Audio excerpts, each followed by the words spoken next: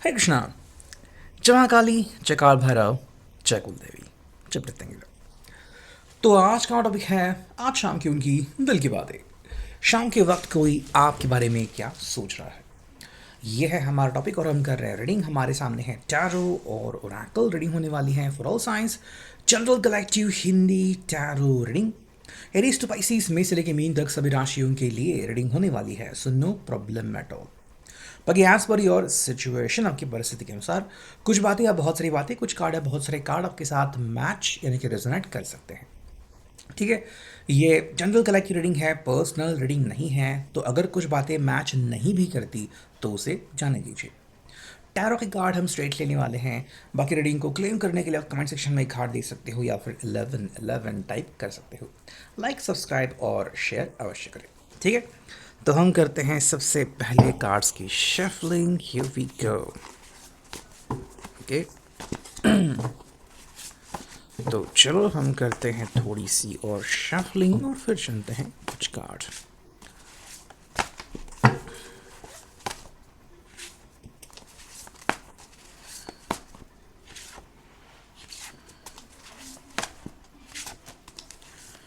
चुनते हैं एक कार्ड। ठीक है, ओके। तो अब देखते हैं कि हमें क्या रिजल्ट्स मिलते हैं। ठीक है, जो सबसे पहला कार्ड है वो है 5 ऑफ पेंटिकल्स, टॉरस, वर्ग, कैप्रिकॉन, वृषभ, कन्या, मकर राशि। ठीक है, मैं रखता हूँ यहाँ पे। हाँ देखो, अगर हम बात करते हैं इस कार्ड के बारे में तो स्पेसिफिकली यहाँ पे जो इस पर्सन का कनेक्शन है कुछ ऐसा है कि भाई ऐसी कौन सी बात है जो ना सिर्फ मुझे बल्कि तुम्हें भी भीतर से चोट पहुँचा रही है। ठीक है, इनको लग रहा है कि शायद आप दोनों भी जो हैं वो किसी व्यक्ति के बातों में आ चुके हैं और उस व्यक्ति की बातें आपको बहुत ज़्यादा चुभ रही हैं। ठीक है, अब ये जो व्यक्ति हैं वो आप में से किसी के बहुत करीबी व्यक्ति हो सकते हैं जिसके कारण आप उनके खिलाफ कुछ बोल नहीं रहे हो। ठीक है, या फिर किसी ने कुछ सुनाया हो, किसी ने कुछ कहा हो जिसके कारण आपको तकलीफ हुई हो। ये तरह तरह की बातें हो सकती हैं।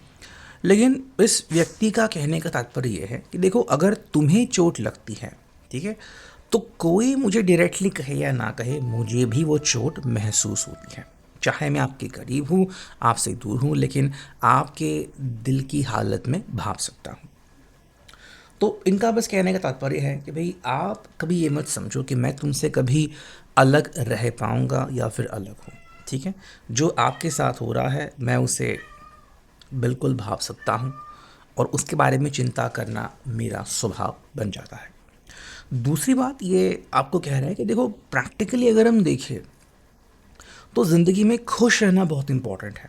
ठीक है, तो मान लो अगर किसी कारणवश आपको लग रहा है कि कोई आपकी ख्वाहिश है वो अभी पूरी नहीं हो सकती, कोई बात नहीं, आप मिलके उसके लिए कल, परसों, अगले साल, जब चाहे तब कोशिश कर सकते हैं। ठीक है, नेक्स्ट में जो कार्ड मिला है वो 9 ऑफ पेंटिकल्स। जो मैं कह रहा था वो बात बिल्कुल यहाँ पे आ रही है 9 ऑफ पेंटिकल्स के थ्रू। देखो, इनके हिसाब से ना प्रैक्टिकली जब हम जीवन जीते हैं तो खुशियाँ मैटर करती हैं। खुशियाँ मतलब क्या, ऐसे नहीं कि भाई बहुत बड़ी खुशी, ठीक है, जैसे कि साल में एक बार बर्थडे आ जाना और आपने बहुत बड़े पैमाने पे उसको सेलिब्रेट किया।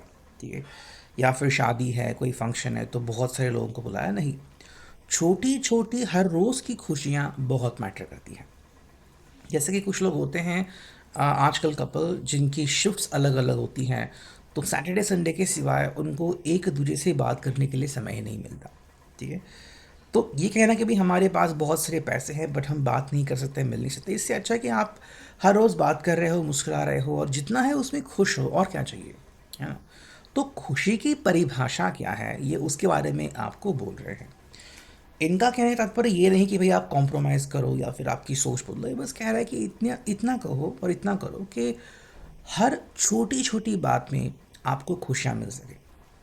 तो एकदम से बड़ी खुशी मिले, इससे अच्छा है कि आप हर रोज़ की छोटी छोटी खुशियाँ अपने पास संभाल कर रखें। ठीक है, नेक्स्ट में जो कार्ड मिला है यहाँ पे वो है night of cups, cases, copy, prices. And मैं यहाँ पे बात कर रहा था इमोशंस की और यहाँ पे इमोशंस का कार्ड आ गया। ठीक है, देखो, इनके हिसाब से अगर हम खुद तय करेंगे तो ही हमें वो मिल सकता है। ठीक है, कोई दूसरा व्यक्ति हमारे लिए तय नहीं कर सकता। मतलब कि आपके लिए आपको तय करना पड़ेगा, इनके लिए इनको तय करना पड़ेगा। हाँ, आपस में आप एक दूसरे को डेफिनेटली थोड़ी सलाह दे सकते हो, सलाह मशवरा कर सकते हो। ठीक है, बस ये कह रहे हैं आपको कि भाई खुश रहने में ही हर एक की भलाई है। ठीक है, और इनके हिसाब से ऐसा है कि अगर आपको लग रहा है कि आपको इनका साथ चाहिए और इनका साथ पाके ही आप खुश हैं और ये भी बिल्कुल वैसा सोचते हैं, तो हाँ, ये बात आपको सामने से बताने की ज़रूरत है। एटलीस्ट अगर आप बता नहीं सकते, शाय हो, घबरा रहे हो, डर रहे हो, तो मे बी आप जितना इनका साथ देंगे ये पर्सन खुद ही ये बात को अपने आप भाप लेंगे। ठीक है, कि आप एग्जैक्टली क्या कहना चाहते हो। हमें मिला है 8 of cups, cancer, coffee, Pisces. देखो, इनका कहना ये है कि अकेले जब हम पढ़ते हैं तो बहुत कुछ हमें सीखने और समझने को मिलता है। ठीक है, तो ये पर्सन भी जितना आपसे दूर रहा है, इसने भी बहुत सारी मशक्क़तें की है और इसने समझा है कि भाई जब मैं आपसे दूर रहता हूँ तो मैं समझ पाता हूँ कि ज़िंदगी में क्या क्या हलचल होती है। ओके, तो ये बस सिंपल कह रहे हैं कि देखो चीज़ें जो है वो जैसा हमेशा हम सोचते हैं वैसे होता है, ऐसा नहीं। ठीक है, इनके हिसाब से बस ये है कि जब हम अकेले पढ़ते हैं तो कहीं ना कहीं दिल जो है वो असलियत जान जाता है या फिर वापस एक बार अपने प्यार से जुड़ने के लिए बेकरार होता है। तो अगर आपको इनमें सवाल आ रहा है कि हम कुछ समय के लिए ही सही लेकिन अकेले क्यों थे, तो इसका रीज़न ही आपको देना चाहते हैं। ठीक है, नेक्स्ट में मिला है द टावर। देखो, टावर को अक्सर हम क्या कहते हैं कि एक नेगेटिव इमोशन या फिर एक दर्दनाक सच्चाई, बट कहीं ना कहीं मुझे लग रहा है कि यहाँ पे ये पर्सन कह रहा है कि हम हमारी ज़िंदगी बहुत मजबूत, बहुत स्ट्रॉन्ग बना सकते हैं।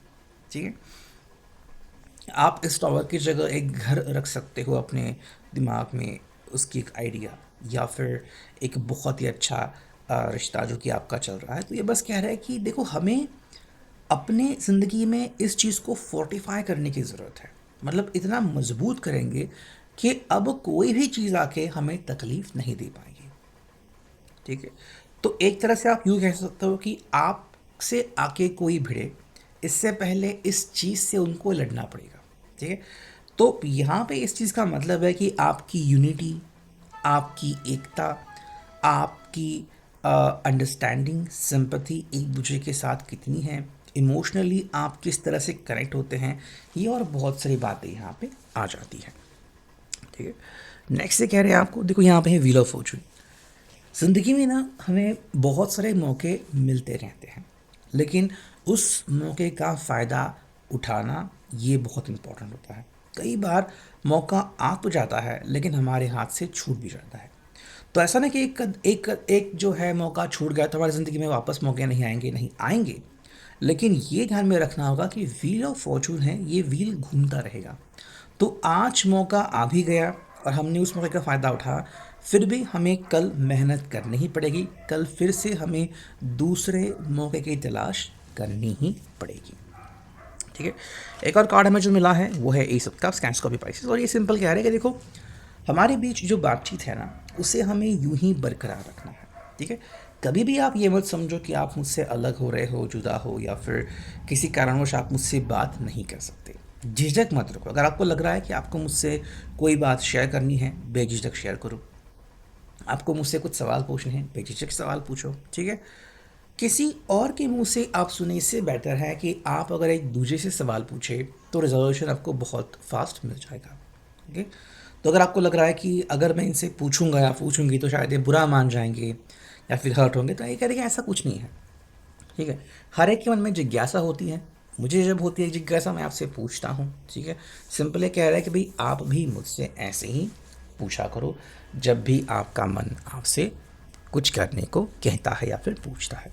ठीक है, नेक्स्ट हम देखते हैं यहाँ पे ये ओरेकल, और इससे हमें क्या कार्ड मिलते हैं, करते हैं कार्ड्स की शफलिंग। ठीक है, लेट्स सी, हम चुनेंगे 2 कार्ड्स। ओके, सबसे ओके छोड़ो, हमें 2 कार्ड यहाँ पे मिल चुके हैं। जो पहला कार्ड है वो है सॉलिट्यूड, जैसे कि आप देख रहे हो, और सेकंड जो कार्ड है वो है फर्टिलिटी। ठीक है, तो इनका कहने का तात्पर्य ये है कि भाई रिश्ते में जितना हम दूर रहेंगे कहीं ना कहीं हम उतना ही करीब आते जाएंगे।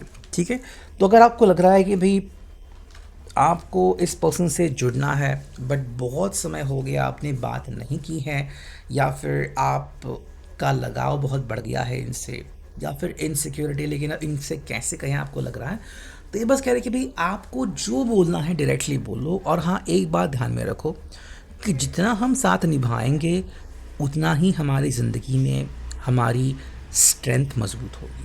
ठीक है, हमारी एकता जो है वो और मजबूत होगी और हम एक दूसरे को और अच्छे से समझ पाएंगे। तो यह भी reading, I hope it will resonate. Thank you.